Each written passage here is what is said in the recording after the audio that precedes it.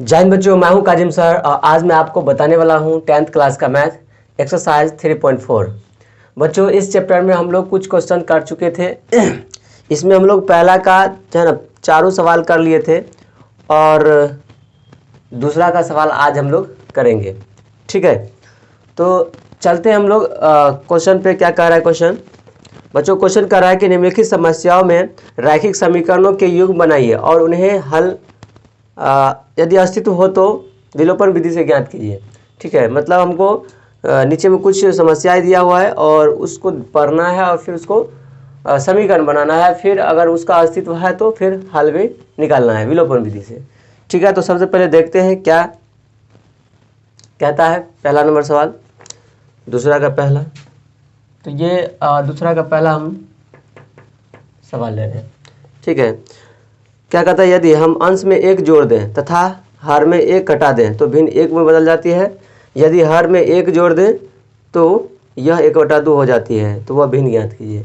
तो बच्चों, इस तरह से का सवाल है ना, हम लोग कर चुके हैं पीछे। भिन्न वाला हमने क्या किया था वहाँ पे कि अंश को x और हर को y माना था। ठीक है, तो मान लेंगे यहाँ पे हम लोग माना कि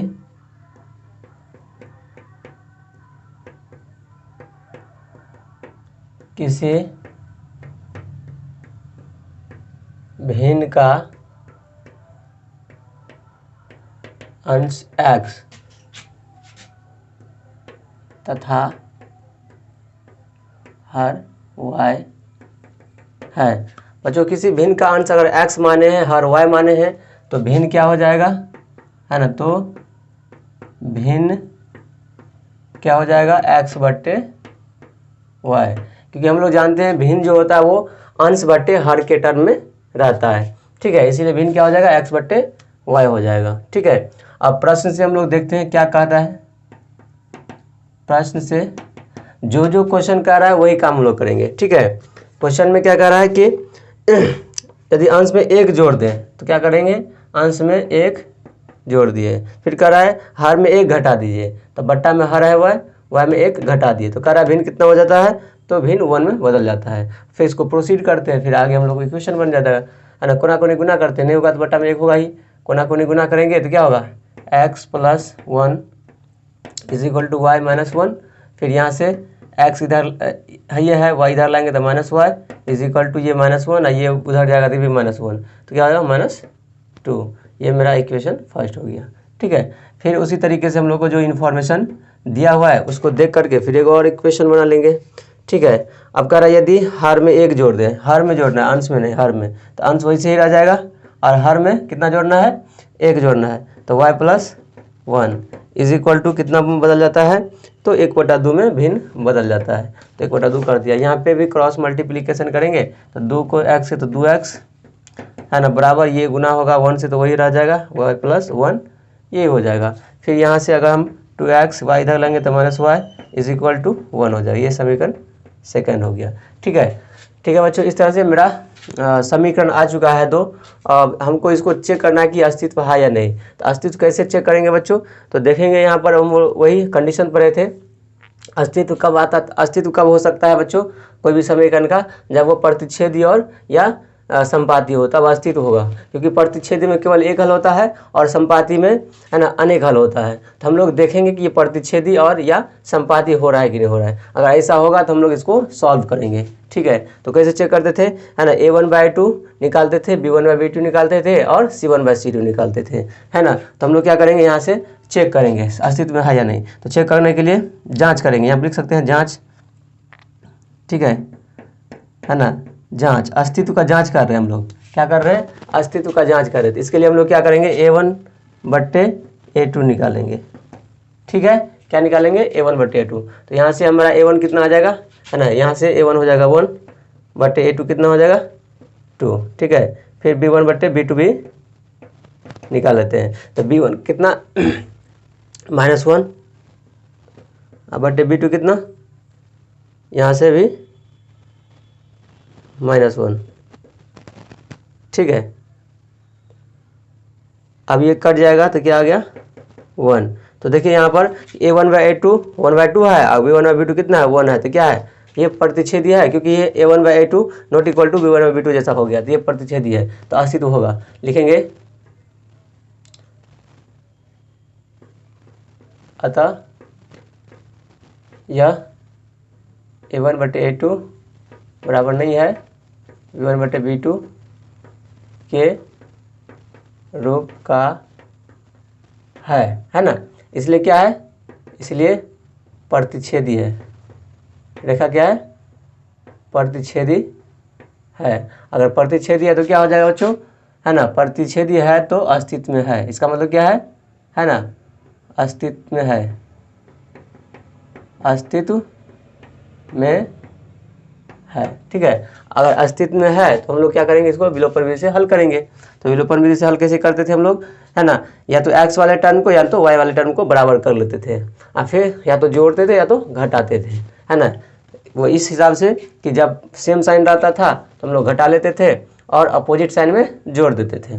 ठीक है, तो देख रहे हैं यहाँ पर पहले x बराबर कर लेते हैं। यहाँ पे 2x है, यहाँ पे x है, यहाँ पे 2 गुना करने से हो जाएगा। तो क्या लिख करते हैं हम लोग, समीकरण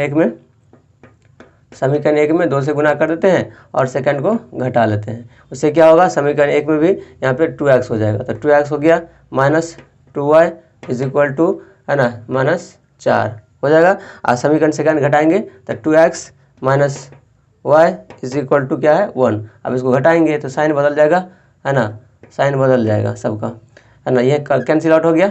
अब यहाँ पे +y है, ये -2y है, तो क्या होगा, -y हो जाएगा इज इक्वल टू, दोनों माइनस ही है तो क्या होगा, -4 एक -5 हो जाएगा, ये माइनस माइनस कैंसिल हो गया। y इज इक्वल टू कितना आ गया, 5। अब क्या करेंगे, समीकरण 1 नहीं तो 2 में हम लोग y का मान रख देंगे। समीकरण 1 में ही रख देते हैं, कोई दिक्कत नहीं, है ना।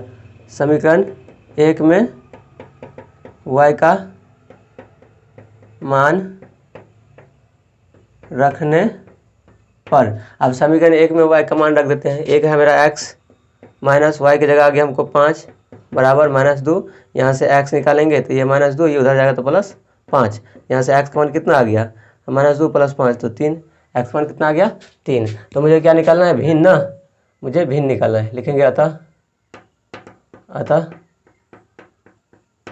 भिन्न बराबर, है ना, भिन्न क्या था, x/y।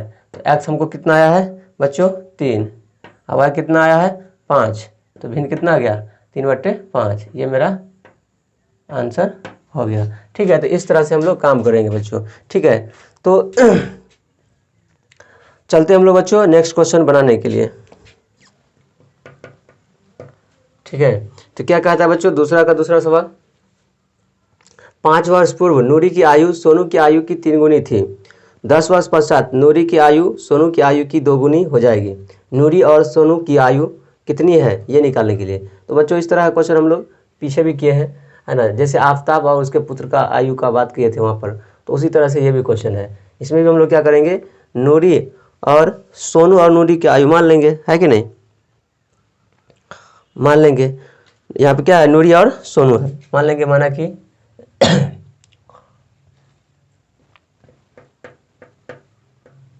माना कि नूरी का वर्तमान आयु,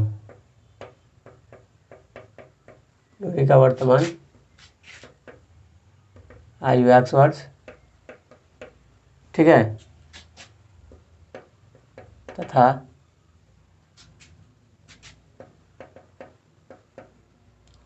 सोनू का वर्तमान आयु y वर्ष है। ठीक है, क्या कि नूरी का आयु x वर्ष मान लिए और सोनू का आयु y वर्ष मान लिए। अब प्रश्न के अनुसार क्या कह रहा है उसको हम लोग काम करते हैं। प्रश्न से जो क्वेश्चन कहेगा वही काम करेंगे। कह रहा है 5 वर्ष पूर्व, तो 5 वर्ष पीछे जा रहा है तो सबके लिए 5 वर्ष पीछे जाएगा, तो नूरी 5 वर्ष पीछे जाएगा, मतलब नूरी x माने है और सोनू को y माने है। तो नूरी का आयु x है, सोनू का आयु y है, तो 5 वर्ष पीछे ये जाएगा, तो 5 वर्ष पीछे ये भी जाएगा। ठीक, अब क्या कह रहा है कि 5 वर्ष पूर्व नूरी की आयु, है ना, सोनू की आयु की तिगुनी थी। मतलब ये नूरी है, ये सोनू है, इसका आयु तिगुना था। जब ये तिगुना है तो इसमें 3 से गुना करेंगे बराबर कर देंगे। ऐसे काम करते तो वहाँ पे भी हम लोग, ठीक है। अब फिर यहाँ पे सॉल्व कर देंगे तो इक्वेशन बन जाएगा हमारा x minus 5 is equal to 3y minus 3 पंचे 15।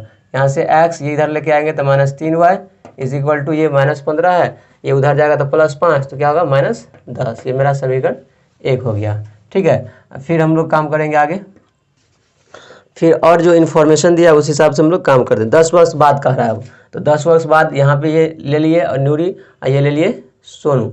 10 वर्ष आगे ये जाएगा तो ये भी 10 वर्ष आगे जाएगा, क्योंकि समय सबके लिए बराबर होता है। हम मेरा उम्र बढ़ रहा है तो आपका भी उम्र बढ़ेगा, ठीक है, अगर आप जन्म ले लिए हो तो, है कि नहीं।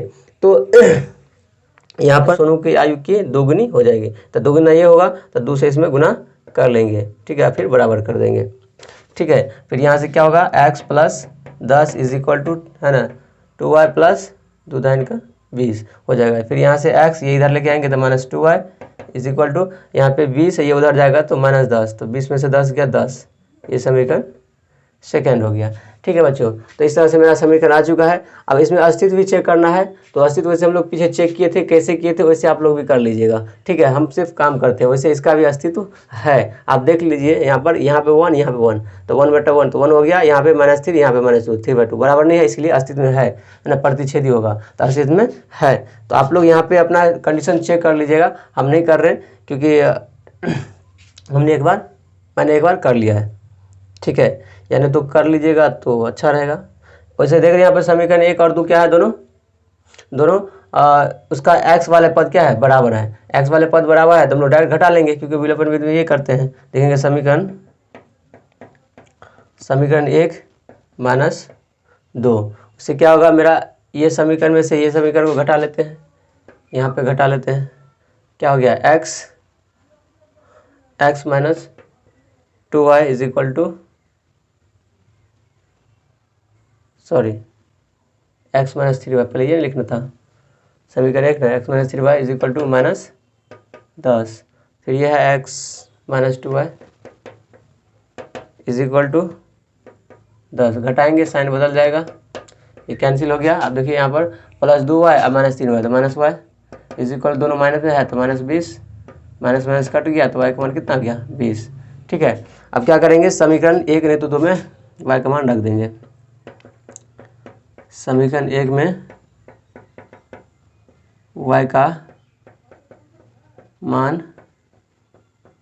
रखने पर, अब समीकरण 1 में y का मान रख देते हैं। यहाँ से क्या है x माइनस 3, y का मान आ गया 20, बराबर कितना है माइनस 10। यहाँ से x माइनस 20 या 60 बराबर माइनस 10। यहाँ से x निकालेंगे, ये उधर जाएगा तो माइनस से प्लस हो जाएगा, तो माइनस 10 प्लस 60 कितना जाएगा 50, ठीक है। तो x मान कितना आ गया 50 बच्चों, ठीक है। तो इसका मतलब ये हुआ कि x नूरी का आयु माने थे, तो लिख सकते हैं हम लोग यहाँ पर ना, क्या लिख सकते हैं, अतः नूरी का वर्तमान, ठीक है, उम्र कितना है, कितना आया, नूरी का वर्तमान उम्र 50 वर्ष आया, ठीक है, कितना आया 50 वर्ष।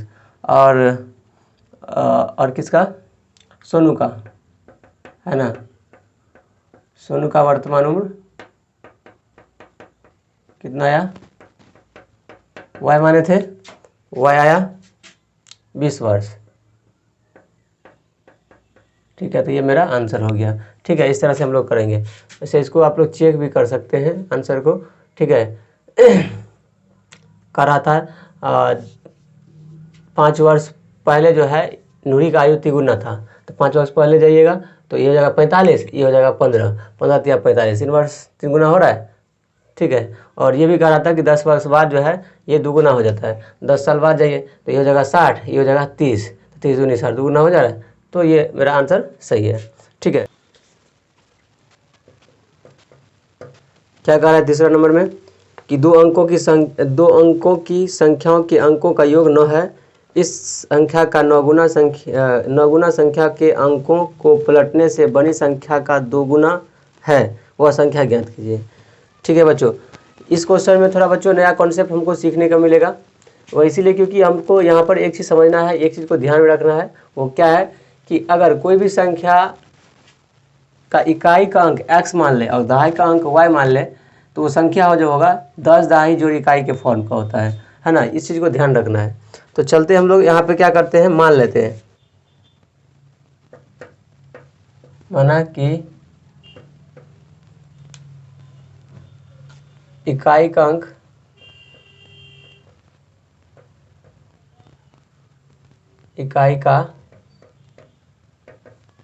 अंक x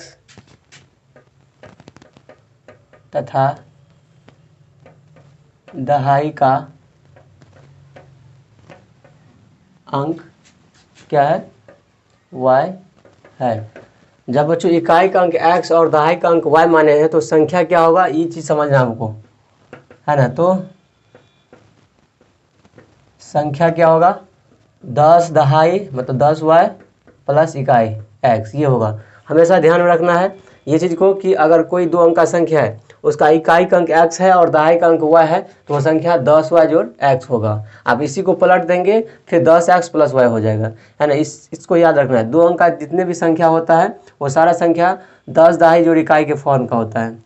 आपको ऐसे भी समझ सकते हैं इसको, जैसे मान लीजिए कि 64 लिखे हैं। 64 को अगर हमको लिखना हो तो क्या लिख सकते हैं 10 छक्के 60 प्लस 4 लिख सकते हैं, बिल्कुल लिख सकते हैं, है ना। अगर 64 को लिखना हो तो 10 छक्के 60 प्लस 4 64 लिख सकते हैं। यहाँ पे आप देखिए ये क्या है, इकाई है, ये क्या है इकाई, ये क्या है दहाई, ये ना है। अब यहाँ पर रख दीजिए 10, ये 6 क्या है यहाँ पर दहाई, ये क्या है 4 इकाई। तो क्या ये हो गया 10 दहाई जोड़ इकाई के फॉर्म का, हो गया ना। इसी तरीके से आप कुछ भी, जैसे मान लीजिए, है ना, कोई कह रहा कि, है ना, 56 ले रहे हैं, 56 को भी लिख सकते हैं हम, क्या लिख सकते हैं 10 पंचे 50 और 6 56 लिख सकते हैं। तो इसमें ये क्या है, ये इकाई है और ये क्या है दहाई है। अगर ऐसा है तो यहाँ पे आप रख दीजिए 10 और यहाँ पे 5 क्या है दहाई और जोड़ 6 क्या है यहाँ पर इकाई। तो देख लीजिए, है ना, 10 दहाई जोड़ इकाई के फॉर्म का हो गया।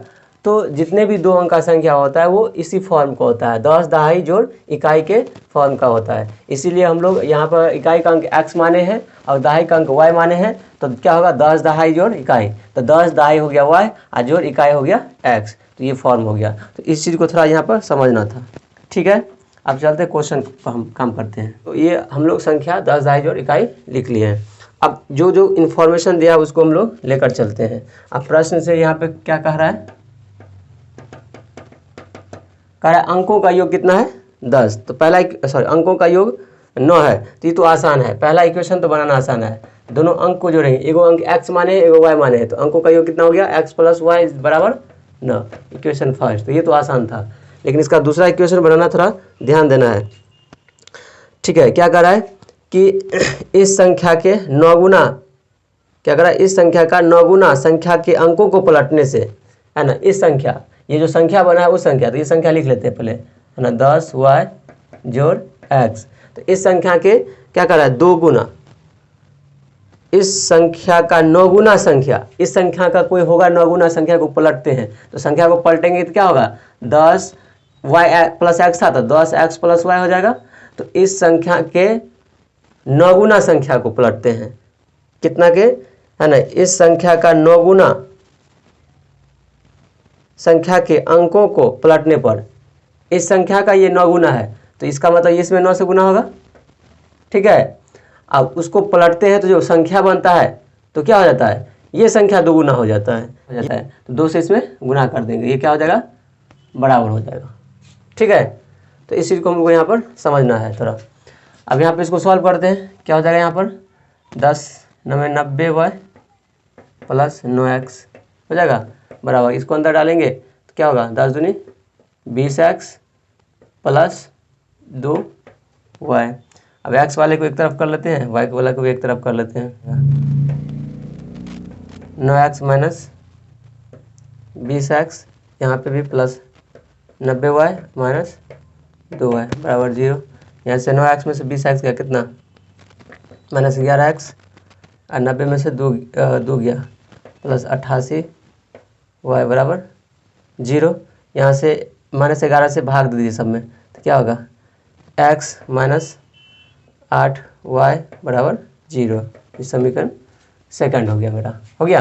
अब क्या करते हैं, अब चेक भी करना है हमको कि ये कौन ये अस्तित्व है या नहीं। तो वैसे भी है, क्योंकि यहाँ पे देखिए a1/2 1 आ जाएगा। अब a1/2 क्या आ जाएगा, -1/8 हो जाएगा, जो कि प्रतिच्छेदी है और ये इसमें अस्तित्व होता है। तो इसीलिए हम लोग सीधे सॉल्व कर देते हैं, है ना। तो समीकरण 1 और -2 कर देते हैं, क्योंकि दिख रहा है मुझे कि x वाले टर्म क्या यहाँ पर बराबर है, तो सिर्फ घटा देंगे तो क्या हो जाएगा, हमको x वाला टर्म गायब हो जाएगा। तो इसलिए यहाँ पर कर दे रहे हैं x प्लस y बराबर 9 हो गया। यहाँ से x माइनस 8y बराबर कितना हो गया, 0। घटाएंगे साइन बदल जाएगा, कैंसिल हो गया। तो ये भी प्लस हो गया, 8 1 9y इज इक्वल टू यहाँ पे 9। तो यहाँ से y का मान कितना आ गया, 9/9 1 आ गया। अब क्या करेंगे, समीकरण 1 इन तो 2 में, है ना, y का मान रख देंगे, कोई भी किसी में भी रख देंगे, है ना। कोई कह रहा है समीकरण 1 तो लिख दीजिए समीकरण 1 में ही में y का मान, समीकरण 1 में y का मान रखने पर। अब समीकरण 1 हमको यहाँ पे है x प्लस y का मान कितना है, 1 इज इक्वल टू 9। यहाँ से x का वैल्यू कितना आ गया, 9 - 1, x का मान कितना गया, 8। तो ये मेरा आंसर अभी नहीं हुआ, क्योंकि हमको संख्या निकालना है। तो संख्या क्या हो जाएगा, यहाँ पे लिखते हैं संख्या बराबर क्या है, 10y जोड़ x, 10y जोड़ x है कि नहीं। तो यहाँ पर देख लीजिए 10y कितना, y हमको आया 1 जोड़ x कितना, x आया 8, कितना हो गया, 10 + 8 बराबर 18। तो ये हमको संख्या आ गया, ठीक है। क्वेश्चन कर रहा है, मीना 2000 रुपया निकालने के लिए एक बैंक गई है ना। उसने खजांची से 50 रुपया तथा 100 रुपया के नोट देने के लिए कहा। मीना ने कुल 25 नोट प्राप्त किए। ज्ञात कीजिए कि उसने 50 रुपये और 100 रुपये के कितने नोट प्राप्त किए। तो बच्चों यहाँ पे एक मीना नाम का कोई बच्चा है या लड़की है जो भी, वो बैंक जा रही है और 2000 रुपया निकालना उसको, ठीक है, जिसमें वो खजांची से 50 रुपया और 100 रुपये का नोट ले रहा है। तो मुझे कह रहा है टोटल वो 25 नोट ले रहा है। तो कह रहा है कि मुझे कि कितने 50 रुपये का नोट और कितने 100 रुपये का नोट उन्होंने लिया। तो मान लेते हैं यहाँ पर, है ना, माना कि मीना है, माना कि मीना ने 50 रुपया का एक्स नोट और 100 रुपया का वाई नोट, है ना, प्राप्त किया, ठीक है। यह मान लिए कि मीना जो है एक्स रुपया का जो 50 रुपये का एक्स नोट प्राप्त किया और 100 रुपये का वाई नोट प्राप्त किया, ठीक है। तो अब प्रश्न से क्या कह रहा है क्वेश्चन, उसी हिसाब से हम लोग काम करेंगे प्रश्न से। अब देखिए कि 50 रुपया का एक्स नोट होगा और 100 रुपया का वाई नोट होगा। मीना ने जो है नोट टोटल कितना लिया है, 25 लिया है ना। तो इसीलिए हम लोग एक समीकरण तो ये बना सकते हैं कि x + y is equal to 25, ठीक है, क्योंकि दोनों मिलाकर के 25 नोट पूरना चाहिए। तो इसीलिए दोनों को मिला देंगे तो 25 नोट पूर जाएगा। तो ये मेरा एक इक्वेशन बन गया। और दूसरा इक्वेशन बनाने के लिए मीना कितना रुपया लेने जा रही है, 2000 रुपया। तो कहने का मतलब ये जो 50 टकी है और ये नंबरी है, दोनों मिला करके हमको 2000 पूरना भी चाहिए ना। तो 2000 कैसे पूरेगा, तब एक 50 टकी में कितना रुपया होता है, 50 रुपया होता है। तो एक 50 टकी में 50 रुपया, तो हम कितना नोट लेते हैं, 50 रुपया का एक्स नोट। तो 50 एक्स रुपया बन जाएगा, वो बन जाएगा ना, है ना। उसी तरीके से एक नंबरी में कितना रुपया होता है, 100 रुपया होता है। तो इसी तरह से अगर वाई नंबरी है तो कितना होगा, 100 वाई रुपया होगा, है ना। अब दोनों मिला करके उसको कितना पूरना चाहिए, 2000 रुपया तो पूरना चाहिए। तो ये मेरा समीकरण सेकंड हो जाएगा। इसको आप क्या करिए, 50 से भाग दीजिए, सब में छोटा हो जाएगा। तो x + 50 से भाग देंगे तो 2y बराबर, इसमें कितना हो जाएगा, 50 × 200 40 हो जाएगा, ठीक है, हो जाएगा। तो ये मेरा समीकरण सेकंड हो गया। ठीक है, तो इस तरह से हम लोग दूसरा समीकरण भी बना लिए। फिर इसको चेक भी कर सकते हैं कि अस्तित्व है या नहीं। तो यहाँ पे देखिए 1/1 तो क्या हो गया 1, यहाँ पे 1/2 तो 1 और 1/2 बराबर नहीं होता, इसलिए अस्तित्व में है ना, प्रतिच्छेदी होगा। फिर यहाँ पे समीकरण 1 और 2 को घटा करके निकाल लेते हैं मान, है ना। समीकरण 1 घटे 2 अगर करते हैं तो यहाँ से हो जाएगा x + y = 25, यहाँ से x + 2y = 40। तो घटाएंगे साइन बदल जाएगा, ये कट गया, यहाँ से 1y में से 2 आ गया तो -y, यहाँ से इक्वल टू कितना हो जाएगा 25 में से 40 गया तो कितना हो गया 25 5 30 10 40 तो -15 हो जाएगा। माइनस माइनस कैंसिल हो गया तो y = 15, है ना। इसका मतलब ये हुआ कि y जो है, y किसको माने थे 100 रुपया, तो 100 रुपया का जो नोट है मतलब नंबरी जो है वो कितना नोट प्राप्त किया है 15। अब क्या करते हैं समीकरण 1 में y का मान रखते हैं, y का मान रखने पर अब समीकरण 1 में y का मान रख देते हैं। समीकरण 1 हमारा क्या है x + y = 25, y का मान रख देंगे x + 15 = 25, x बराबर कितना हो जाएगा, है ना 25 - 15 तो कितना आ जाएगा 10, तो x का मान आ गया 10। तो क्या कह सकते हैं अतः, है ना 50 रुपये का कितना नोट का 50 रुपये का 10 नोट और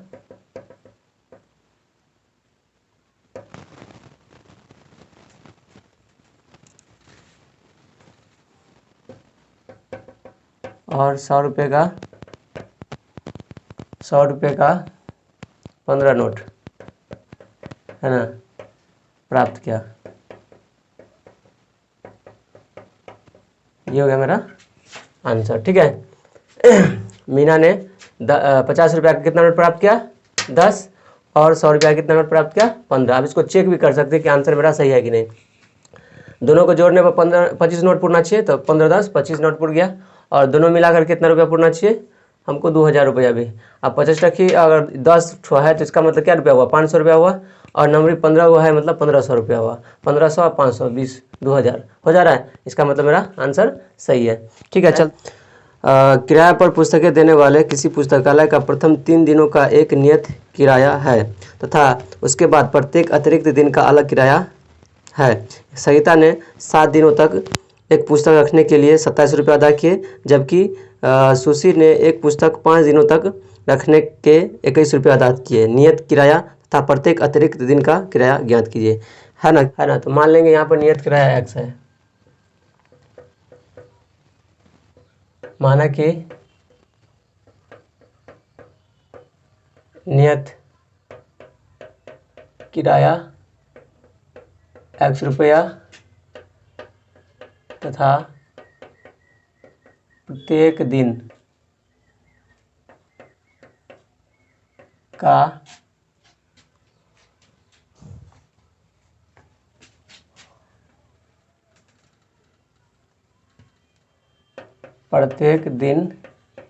का अतिरिक्त किराया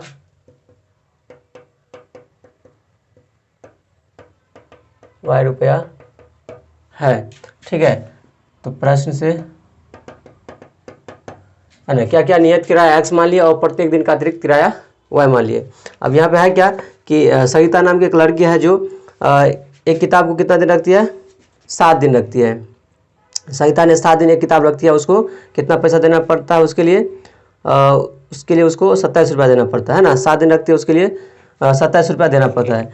चूँकि 3 दिन का नियत किराया है तो क्या होगा कि x रुपया जो नियत लग रहा है तो वो तो 3 दिन का मैनेज कर लेगा, तो बच गया कितना दिन 4 दिन। तो 4 दिन, एक दिन का अगर y रुपया लेता है एक दिन का अतिरिक्त, तो 4 दिन का कितना लगा 4y रुपया लेगा, और टोटल मिला कर सहिता को कितना लग रहा है 27 रुपया, इसलिए 27। तो समीकरण ये मेरा 1 हो गया।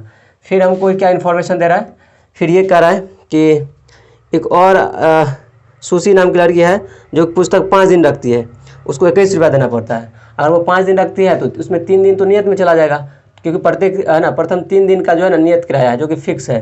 ठीक है, तो यहाँ पर x रुपया जो लगेगा ये नियत है जो कि 3 दिन मैनेज यही कर लेगा, बच जाएगा 2 दिन। तो यहाँ से 1 दिन का y रुपया लग रहा है तो 2 दिन का 2y रुपया लगेगा। तो यहाँ से समीकरण मेरा बन जाए कितना, बराबर 21, क्योंकि 21 रुपया उसको देना पड़ रहा है। ये समीकरण मेरा सेकंड हो गया। ठीक है, अब इसको हम लोग सॉल्व कर लेंगे। यहाँ भी ये प्रतिच्छेदी है और यहाँ पे भी अस्तित्व होगा, इसलिए हम लोग क्या करेंगे, इसको विलोपन विधि से हल कर लेंगे। तो क्या करेंगे, समीकरण 1 घटे 2 कर लेते हैं, क्योंकि वैसे ही दिख रहा है कि एक्स वाला टर्म क्या है, बराबर है। ठीक है, तो इसलिए कर लेते हैं। X plus 4y is equal to 27, यहाँ से x plus 2y is equal to 21, घटाएंगे, साइन बदल जाएगा, ये कैंसिल हो गया। तो यहाँ से 4y में से 2y गया, तो 2y इज इक्वल टू 27 में से 21 गया, कितना 6। यहाँ से y निकालेंगे, 6/2 गुना से भाग में 2 तिया 6। तो यहाँ से हमको y का मान कितना आ गया, यहाँ से y का इज इक्वल टू कितना गया 3। अब क्या करते हैं, हम किसी भी समीकरण में समीकरण 1 में ही रख देते हैं, क्या दिक्कत है, समीकरण 1 में y का मान रखने पर अब समीकरण 1 क्या है, हमको x प्लस 4 गुने y आ गया 3 बराबर 27। यहाँ से x बराबर लिखेंगे 27, ये उधर जाएगा तो 4 तिया 12 -12 हो जाएगा। यहाँ से x जो आएगा 7 में से 2 गया 5, 2 में से गया 1 15। तो x का मान कितना आ गया 15, मतलब 15 रुपया क्या लगता है ना, नियत भाड़ा, मतलब फिक्स है 15 रुपया लगेगा ही। उसके बाद जितना दिन आप रखिएगा उसका अलग से भाड़ा लगेगा। ठीक है, तो नियत निकला 15 रुपया और अतिरिक्त एक दिन का 3 रुपया। लिखेंगे अतः नियत किराया कितना है, बराबर 15 रुपया है ना, और प्रत्येक दिन का अतिरिक्त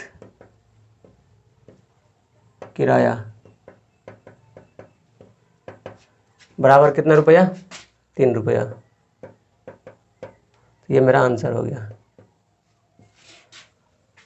ठीक है, तो बच्चों इस तरह से हम लोग काम करेंगे। तो ये चैप्टर भी हम लोग का ख़त्म हो गया है। तो बच्चों अगर ये वीडियो अच्छा लग रहा हो तो प्लीज़ लाइक, कमेंट और सब्सक्राइब करें और अपने दोस्तों के पास भी भेजें, ताकि वो भी इसका फ़ायदा उठा सके। बच्चों सपोर्ट करें ताकि मेरा भी चैनल ग्रो कर सके। Thank you so much.